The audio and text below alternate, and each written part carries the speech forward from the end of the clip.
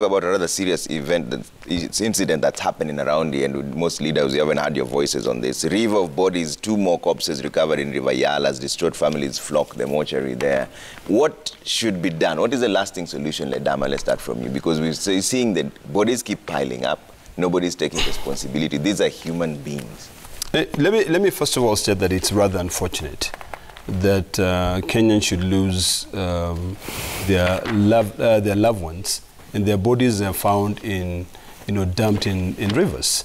I think the security operators in this country has got to up their games. They've got to look at what is ailing that area, because it is clear that when you read that the driver who is assisting the police recover the bodies is stating that bodies are wrapped in sacks, it really leads a lot to be desired. We have to figure out what it is that we need to do. And my take on it is that it is something that should totally be condemned. And I think we need to look at the root cause of this problem. And I think the only people who can be able to assist us are the investigative agencies that are tasked with the mandate of looking at serious crime. And I believe that we have a very competent investigating agency or body in this country. So I'll leave that to. It is very unfortunately, and my heart goes out to the family or families of the missing persons in Siaya County. And I hope that we can come to the end of this really unfortunate situation. Okay. Gerard Gay? It is very unfortunate, and I want to condemn that no Kenyan should lose their lives in an explained way. When I was then the chair of JLAC, I remember we were working on the report on enforced disappearance and extrajudicial killings. And we did visit Mombasa, Kwale, Kilifi. We were yet, before Jubilee came down, we were supposed to visit Kisumu and other areas to finalize on the report. And there is a consistent of where Kenyans are being eliminated. And allegedly, there's security agencies have been accused of complicity. You remember the issue of Tana the other day, there were bodies that were removed. You remember Savo's story. And now we have Yala. And it is unfortunate because it looks like the systematic elimination of some specific Kenyans in this republic. And therefore, in my own opinion, I think this is beyond the police and other security agencies, because they have been accused before. Even when you look at the report that we are working on extrajudicial killings and enforced disappearances in the country, is that the police and, of course, other agencies within government have been accused. I think, in my own opinion, is that we need the United Nations Special Rapporteur on enforced disappearances, human rights abuses, to take charge, so that this is a serious issue. Because if you look at the number of bodies that has been found, either in Tana, in Savo, and now in Yala, it is shocking. It is crime against humanity. I can see there is diver who has said has assisted the police in retrieving 31. So we need independent investigations into these all issues, so that when they are doing post-mortem, when they are doing any investigations, we should have at least an independent body that can give the country an independent findings. But I want to say, without fear of contradiction in this republic, that there is the enforced disappearances happens, extrajudicial killings are happening in the country. When you go to Coast region, it is heavily affected and northern part of Kenya. I think some people might argue that the fight against terror and other organized crimes, but that one should not be the justification for any Kenyan to disappear or to be killed in an explained manner. I think we must, as a country, agree that we have a problem. And the problem of extrajudicial killing and enforced disappearance is here with us. So what should we do? Because most, those people who have died, Trevor, are fathers, are husbands, are brothers, are sisters, are breadwinners. I've seen even somebody who has said as a brother disappeared in Nakuru because of, and has never been seen before. So in as much as we want to condemn this, we need a serious investigation investigation. And I think it is the high time that the United Nations Special Rapporteur become part of the investigation in this process, so that we can have independence, so that in case, I'm not saying the police have done it, but in case they have been implicated in complicity and allegations that these disappearances and killings have been happening, then the families can be rest assured. But as a country, I think the Ministry of Interior, the Director, DCI, DPP, I think these are the right cases for them to arrest, to do. And like where we see they are beating up Jimmy Wanjigi's home, or they are busy arresting politicians, I think this is where now we need to see DCI and DPP working on the police. All right. Well, Matangi, do we need an independent probe for this, or should we just work this out within our own borders, like Gerard Gay is suggesting? Well, Trevor, let me first put my position correct that I think it is absolutely unacceptable. It is despicable. It is we as a country cannot be known by that standard or that trend at all. It is criminal. And Trevor, it doesn't matter who does that kind of thing, you know, who kills innocent people and puts them in sacks and dumps them in rivers. It doesn't matter. If you are a relative and you kill your kin, it is a crime. If you are a friend, you kill a kin, it is a crime. If you are a law enforcement officer, you kill a person, it is a crime. And so I think, first of all, we have to, put or rather disaggregate the facts and point out to what this really is. First, all the pointers show that this is an organized pattern. Because it cannot be coincidence that you have all the bodies then going to only one river, unless there's something that happened within those areas that we have not been told. Maybe there was some floods or there was some war somewhere and bodies were swept into the river. But in the absence of that, then that means then that somebody went and dumped those bodies there. And if you count 1, 2, 3, up to 20 bodies, then that's something organized. It's not coincidental. And how can 20 people then disappear, even if there was either a crime wave in any place that would see 20 people dead, and people find their way to dump those number of bodies in the river.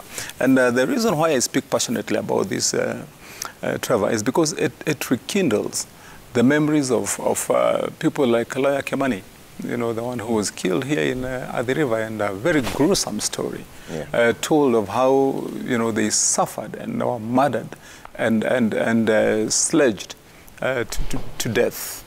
It is absolutely despicable. I happen to have attended the burial of that young lawyer. And the suffering that I saw in his family and young kids, it's heart-wrenching. And so I say, Trevor, that this must be brought out for what it is. I don't think that at this particular point we want to say that we want an outsider to come and investigate it, because we are yet to receive reports from the police, and I saw in the dailies that they're saying that the DCI has been asked to come in and investigate. And it is not until we have seen what his report says, because no matter who is doing it, and I think it is good to have a fair balance. You see, for example, like in the murder of Lawyer Kimani, the police officers who were responsible for that murder were arraigned in court. They were actually arrested. They are facing charges. So even if it was other police officers who have committed such crimes, we cannot say that there is no history where we have seen that they are arrested and they are, taken through the due process of law, to be charged. So for that matter, we may not imply complicity at large or generally, but for those rogue officers, for example, like the ones who killed Lawyer Kimani, if that number then is so huge within the force that so many of them would be doing it to this extent, then it is worrisome.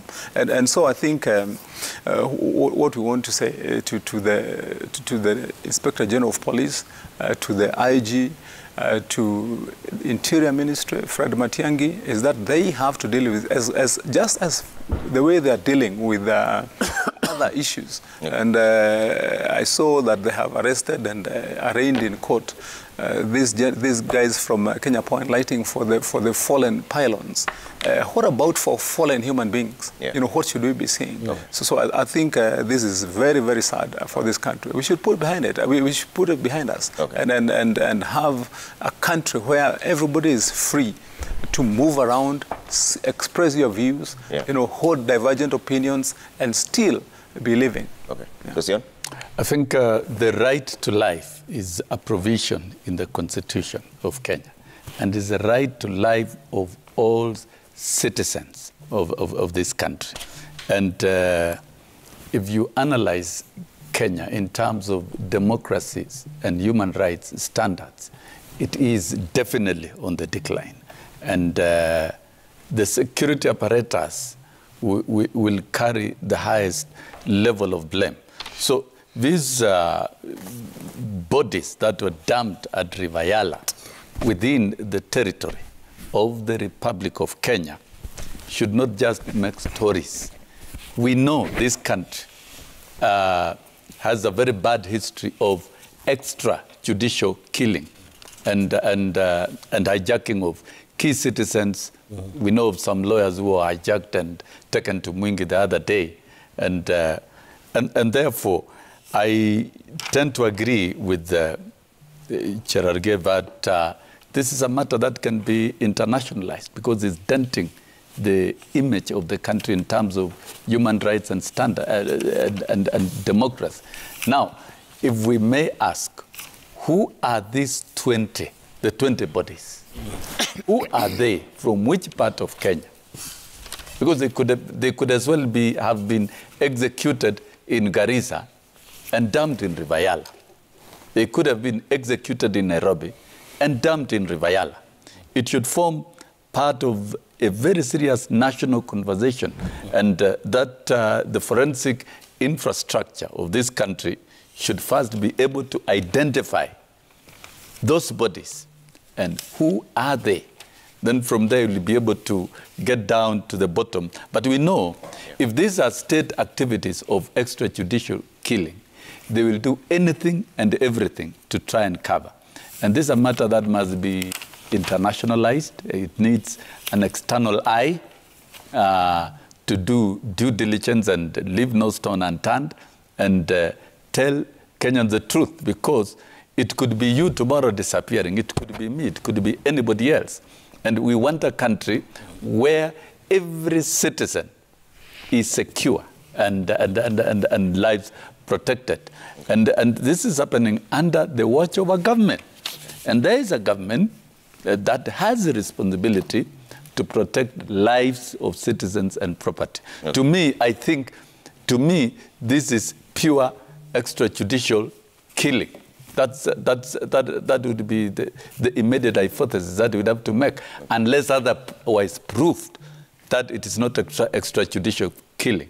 Then the burden of proof then now rests with the government, but to ensure that rights and of those killed and the next of kin and the families are really preserved, then this is a matter that must be international and is right for the UN Human Rights Rapporteur to take full charge, because we can't, at this age and time, have extrajudicial killing taking place in our country. This is pure extrajudicial killing. Right. I have to take a quick break here on Daybreak. When we come back, we still have a few more topics to go through, the probing the blackout, the KPLC movement. There's a suggestion from the Ministry of Interior to declare the infrastructure protected areas. Will that work? And also there's an issue about Jimmy Wanjigi, after having been released, is blaming politics and persecution.